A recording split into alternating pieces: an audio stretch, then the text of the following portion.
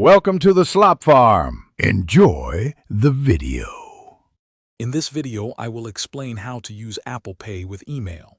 First, make sure your Apple device is running the most recent software.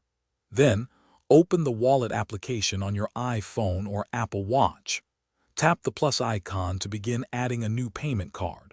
You'll need to enter your credit or debit card information, and then verify it with your bank. This quick setup ensures your Apple Pay is ready for secure online transactions.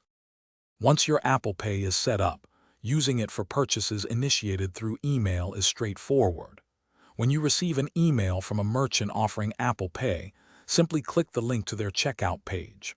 Look for the distinct Apple Pay button. Select it, then authenticate your purchase using Face ID, Touch ID, or your device's passcode. Always double-check your shipping and billing details before finalizing your order. Apple Pay offers robust security and privacy features, especially when making purchases through email. When you use Apple Pay, your actual card numbers are never shared with merchants. Instead, a unique device-specific number and a transaction-specific code are used. This means your sensitive financial information remains private.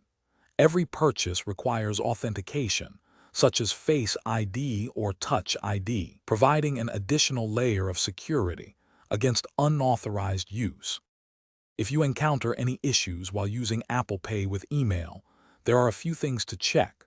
First, confirm your device has a stable internet connection. Also, verify that your payment card linked to Apple Pay has not expired.